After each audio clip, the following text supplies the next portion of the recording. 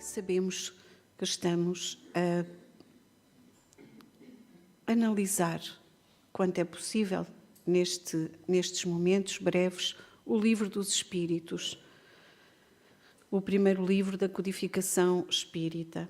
Estamos na parte segunda do mundo espírita ou mundo dos espíritos e no capítulo primeiro dos espíritos. Hoje, a parte que nos cabe é a que diz respeito ao perispírito, talvez a parte de nós que é menos falada, menos conhecida, menos equacionada na nossa vida. Mas vamos ver o que nos ensinam os nossos irmãos espirituais através do trabalho do nosso querido codificador Allan Kardec e também como nos ajuda melhor a compreender os ensinamentos dos espíritos, Miramês. Então, a questão 93. O espírito, propriamente dito, nenhuma cobertura tem, ou, como pretendem alguns, está sempre envolto numa substância qualquer.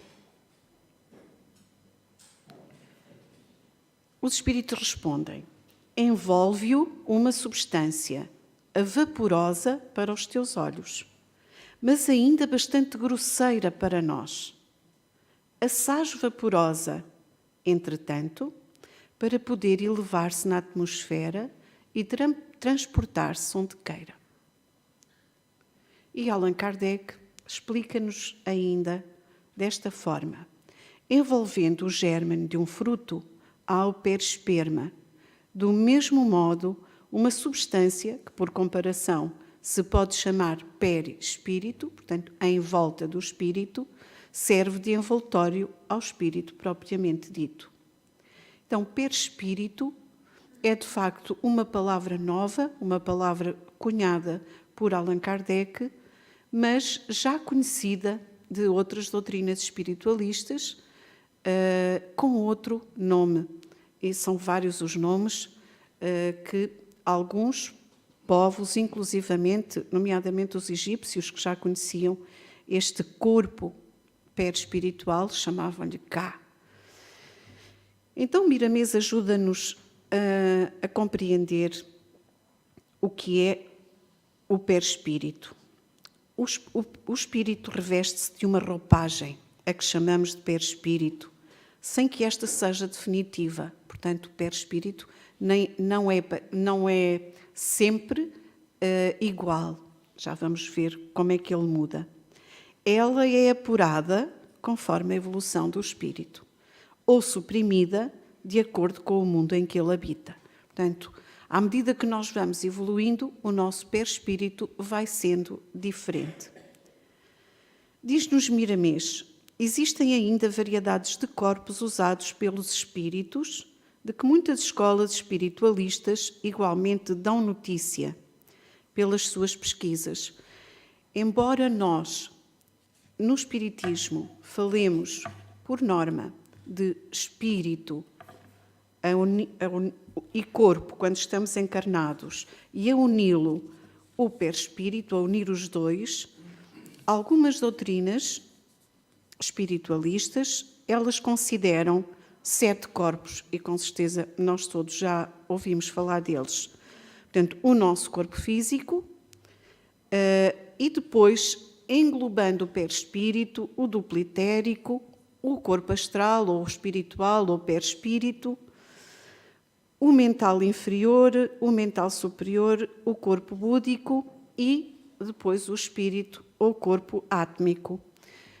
Allan Kardec, e bem, para que nós pudéssemos, já que não quer dizer que não saibamos estes nomes, mas ele junta na doutrina espírita ao perispírito, no perispírito, os 5 corpos: o duplo etérico, o corpo astral, o mental inferior, o mental superior e o corpo búdico. Mas o nosso espírito, de facto, ele está protegido por este conjunto de corpos. O espírito não foge à lei de outros corpos e Miramês chama a atenção, por exemplo, para o fruto. Diz, o líquido do fruto, a essência, se assim podemos chamar, o néctar, sempre se encontra protegido por vários corpos para que possa cumprir o seu dever de nutrir homens, animais, insetos, aves. E mesmo o mel, diz ele, um alimento salutar, é revestido por muitos processos que os próprios homens não aprenderam ainda, por serem todos naturais, sem nenhuma perda da substância alimentícia. Então, nós não atingimos ainda tudo aquilo que forma os corpos que nós vemos. E ele diz, então, o espírito não foge a essa lei, reveste-se de muitos corpos e destitui-se dos mesmos quando deles não precisa mais. Enquanto cresce, vai-se desenvencilhando de roupagens que são sempre grosseiras e tornando-se livre na liberdade de Deus. Então, o perispírito para nós na Terra é de grande valor.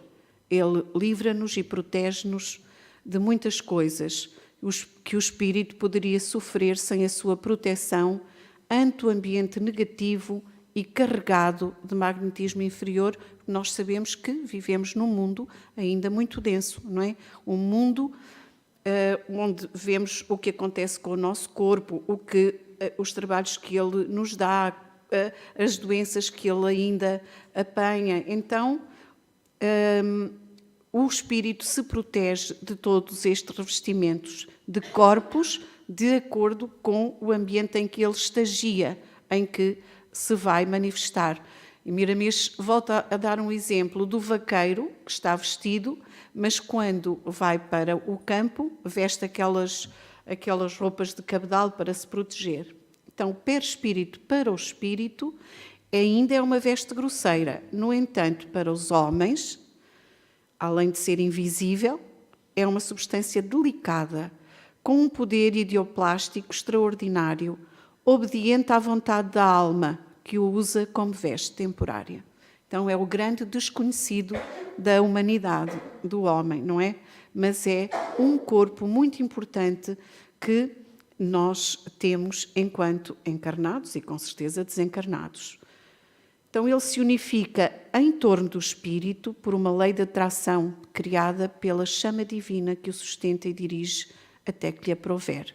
Tem muitas funções, uma das quais é ser o intermediário entre o corpo de carne e a alma. Por meio dele, o mundo físico é vitalizado, mantendo a coesão molecular. Isto, de facto, é uma função do duplo etérico, mas uma vez que o consideramos como fazendo parte do perispírito, ele é muito importante, daí nós sabermos também que ele é um modelador, é um modelo organizador biológico, ele é a forma do nosso corpo. Alimenta inclusivamente a própria vida instintiva dos órgãos. O perispírito é uma grande maravilha para os espíritos ainda em condições materiais. E nós podemos ver, não nos cabe aqui analisar muito este corpo do espírito, mas podemos perceber como ele é importante. E como também ele está sujeito à vontade do espírito. E a questão 94, de onde tira o espírito o seu invólucro semimaterial? Porque se é o espírito, e nós já sabemos, é o espírito assessorado por todos os mentores espirituais que orientam o nosso processo reencarnatório. Mas é o espírito que tem uma grande importância na formação do seu perispírito. Para termos uma ideia disso, assim como nós damos formas aos nossos pensamentos e, de certo modo, vida às nossas ideias, nós somos o produto dos pensamentos de Deus, não é? E recebemos vida pelo seu poder magistral.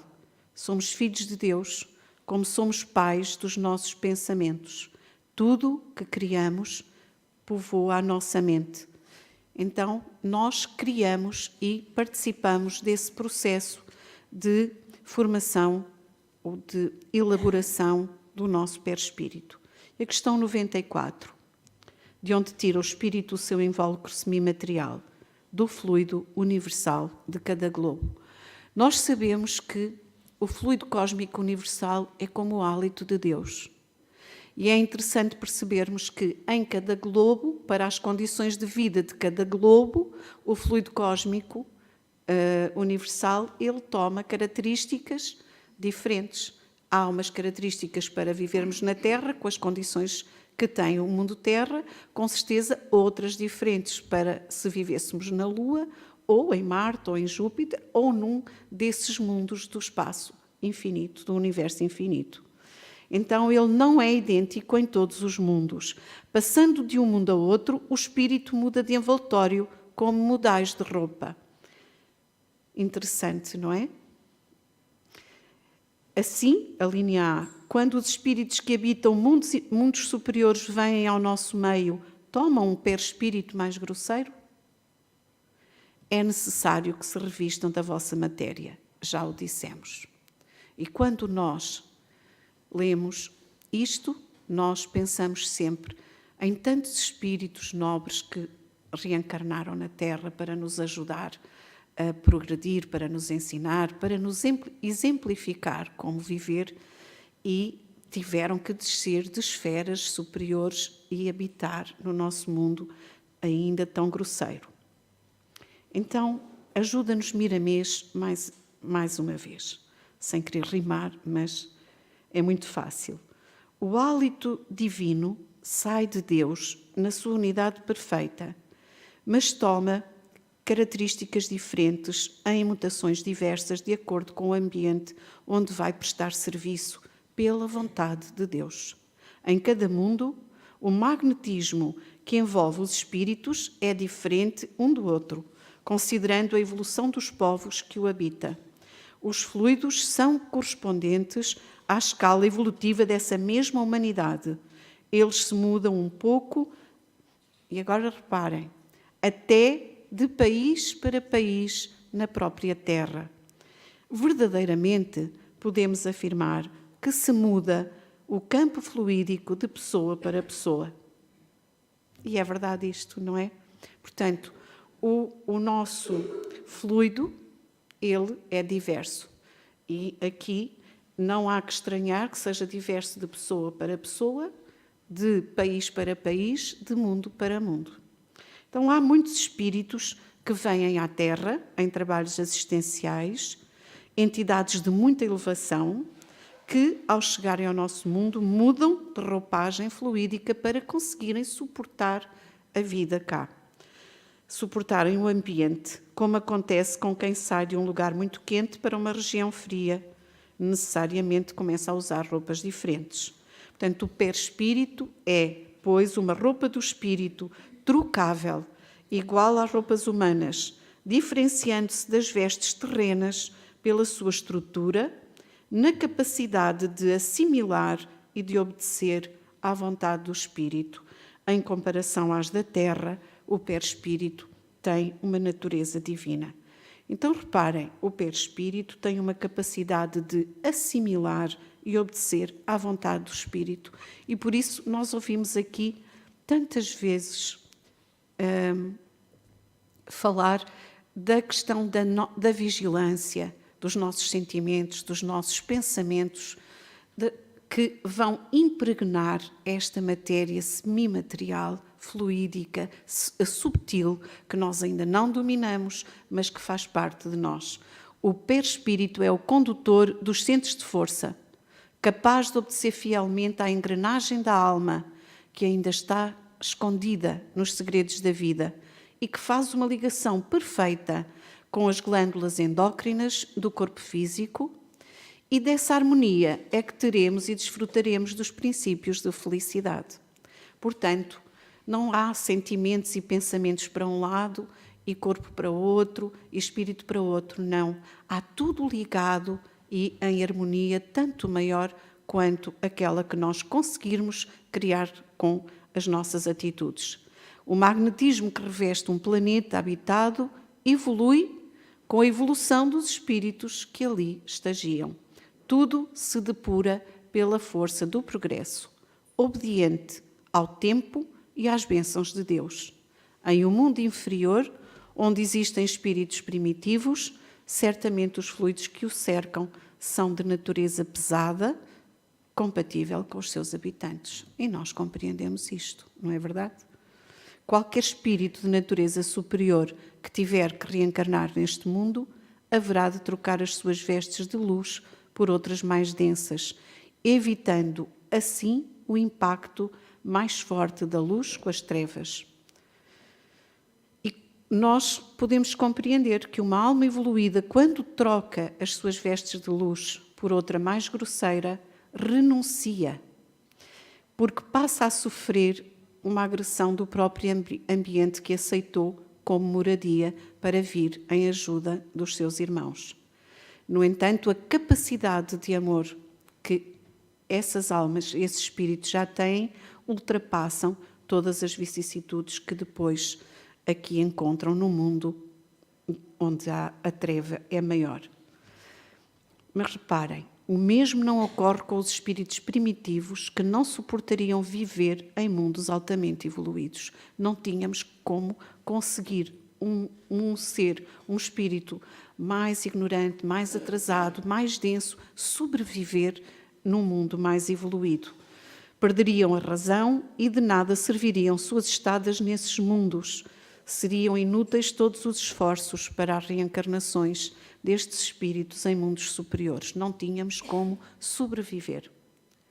Então, termina esta questão Miramês chamando-nos a atenção. Podemos com isso imaginar o quanto sofreu Jesus no ambiente da Terra. E ele diz, a cruz é um traço sem importância na sua vida na Terra, em se falando de sofrimento. O que mais lhe causava inquietação era certamente o ambiente negativo, o magnetismo exsudado do planeta Terra, chegando, em momentos de oração, a sua vibração atingir o ápice do que se pode atingir na Terra. E nós sabemos, porque está escrito, ele aí transpirou sangue pela violência do ambiente. Ramatis, um espírito do qual nós já lemos aqui um livro, diz no Sublime Peregrino, que é todo um livro sobre Jesus, que a verdadeira paixão de Jesus foi essa mesma, a da descida das alturas em que se encontra até ao mundo terra, que demorou cerca de 1 milénio. Só na psicosfera da Terra, Jesus demorou cerca de 30 anos terrestres para conseguir voltar a ter um perispírito para estar, ou o corpo que lhe permitisse estar conosco. E que a verdadeira paixão é, de facto, ir descer gradativamente durante 1000 anos. E a questão 95. O invólucro semimaterial do espírito tem formas determinadas e pode ser perceptível? Os espíritos respondem, tem a forma que o espírito queira. É assim que este vos aparece algumas vezes, quer em sonho, quer no estado de vigília, e que pode tomar forma visível, mesmo palpável. Então, a forma do perispírito é aquela que o espírito queira ou que precisa, porque em muitas situações nós sabemos, ao reencarnar, o perispírito, ele traz toda a informação que é necessária ao espírito naquela reencarnação.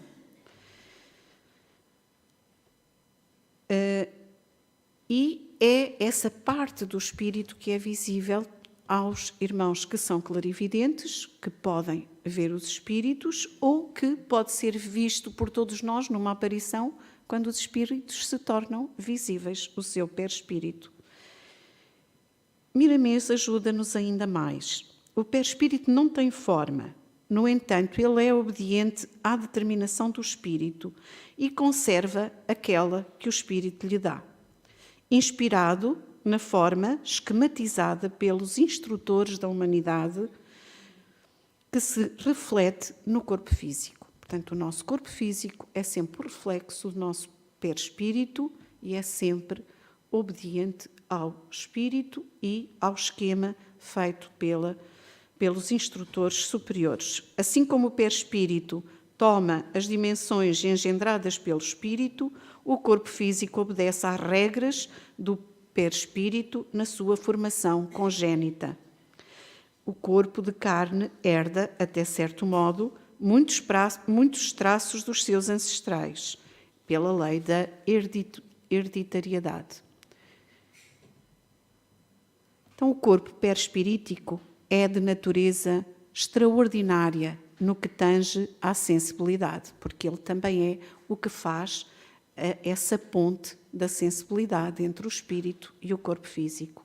O sistema nervoso do complexo humano recebe do perispírito cargas e mais cargas de energias de acordo com os sentimentos, capazes de equilibrar todo o soma, como de desarmonizar todos os seus princípios harmoniosos. Já vimos como ele perpassa por todo o nosso corpo, por todas as nossas glândulas. O perispírito está unido ao nosso corpo físico, célula a célula.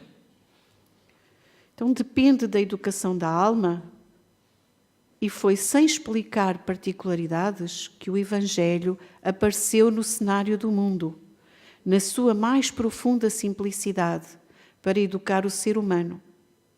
Entretanto, se estudado cientificamente, o Evangelho torna-se o livro mais científico do mundo, por falar das principais verdades ligadas à alma, com todos os seus possíveis corpos e a sua mais elevada harmonização. De facto, ainda estamos muito longe de compreender toda a verdade contida nos ensinamentos de Jesus, no Evangelho que temos ao nosso alcance. O perispírito não tem forma definida, mas tem forma relativa com o ambiente onde foi criado. O homem, ou mesmo o espírito desencarnado, conhecedor dessas verdades, passa a educar a mente usando todos os recursos possíveis. É pelos pensamentos que nascem as ideias, e são elas que determinam a qualidade do espírito e o plano em que ele vive na escala dos seres. E por isso, há pouco, eu voltei atrás para ler a questão do pensamento, porque também ainda não abrangemos a importância do nosso pensamento. Ainda não. Mas estamos a despertar para essa importância. Então, é pelos pensamentos que nascem as ideias, são elas que determinam as qualidades do espírito que somos, e é de acordo com esses valores que nos levam a agir que depois nós vivemos mais harmoniosamente, e o nosso perispírito pode influenciar também harmoniosamente o nosso corpo físico. Os impulsos inferiores desqualificam os sentimentos, enervando as energias sublimadas e tornando-as em magnetismo inferior, de sorte a pesar a carga vibratória e endurecer as sensibilidades do corpo astral, que serve ao espírito como carro de condução, e ele, animalizado, torna-se pesado e de difícil manejo. É qual o animal lerdo que, mesmo sob os mais drásticos açoites, ainda é insensível ao comando. Então, impulsos inferiores, sentimentos inferiores, energias pesadas, perispírito danificado, corpo físico adoecido. A doutrina dos espíritos, sob a influência do Cristo, vem nos ajudar a sair desse estado primitivo em que nós ainda pensamos o espírito que somos e a espiritualidade que temos, e vem fazer-nos alcançar o despertamento dos dons espirituais, de maneira a despertar-nos da ignorância que nos escraviza.